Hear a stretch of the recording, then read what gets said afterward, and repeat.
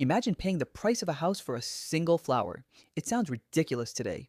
But in the 1630s, that's exactly what happened in the Netherlands during one of the most famous speculative bubbles in history: Tulip Mania. For a brief moment, tulip bulbs became one of the most valuable assets in the country. Prices soared to unbelievable levels. Fortunes were made overnight, and ordinary people rushed into the market hoping to get rich. Then, almost as quickly as it began, everything came crashing down. So, how did a simple flower create one of history's most famous financial bubbles? To understand the story, we need to travel back to the Dutch Golden Age. During the early 17th century, the Netherlands was one of the wealthiest regions in the world. Dutch merchants dominated international trade, ships crossed oceans carrying valuable goods, and prosperity was everywhere. In this environment of growing wealth, a new obsession began to spread: the tulip. Originally imported from the Ottoman Empire, tulips were unlike anything Europeans had seen before. Their vibrant colors and unique patterns made them highly desirable among the wealthy. Owning rare tulips quickly became a status symbol. The richer you were, the more exotic your collection could be. But as demand increased, prices began to rise. And when people noticed that prices were rising, something interesting happened. They stopped buying tulips because they loved flowers. They started buying them because they expected to make money.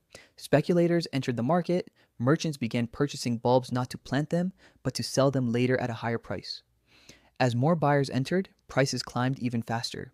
Some rare varieties became especially valuable. The most famous bulbs were considered luxury items sought after by collectors and investors alike. Soon, an entirely new market emerged. People weren't even trading actual flowers anymore. Instead, they were buying and selling contracts that promised future delivery of tulip bulbs. In other words, many traders were speculating on tulips they had never seen and would never physically own. The market became fueled by one powerful belief: prices would continue to rise forever.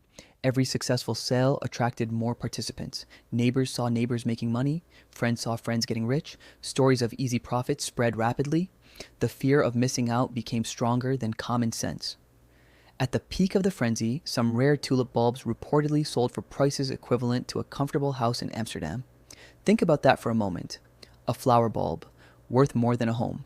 By then, the market had become disconnected from reality. The value of tulips was no longer based on beauty or rarity alone. It was based on expectations. And expectations can change very quickly. In early 1637, cracks began to appear. At several auctions, buyers simply failed to show up. For the first time, sellers discovered something terrifying. There were not enough new buyers. Confidence started to fade, and once confidence disappears in a speculative market, panic usually follows. People rushed to sell, but suddenly nobody wanted to buy. Prices collapsed. Contracts that had seemed incredibly valuable became nearly worthless.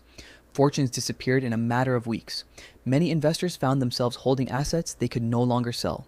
The market that had promised endless wealth came crashing down. Historians still debate exactly how severe the economic damage was. Some argue that the impact was smaller than later legends suggest. But regardless of the precise numbers, tulip mania became a lasting symbol of speculative excess. Because the real story isn't about flowers. It's about human behavior. The same emotions that fueled tulip mania have appeared again and again throughout history. They appeared during stock market booms, they appeared during real estate bubbles, they appeared during cryptocurrency frenzies, and they will likely appear again in the future. Technology changes, markets evolve, but human psychology remains remarkably consistent. People become excited, prices rise, more people join, greed takes over, and eventually, reality returns. Perhaps that's the greatest lesson of tulip mania. The danger is rarely the asset itself. The danger is believing that something can only go up. Because whenever people start saying, "this time is different," history suggests they may be closer to the end than the beginning.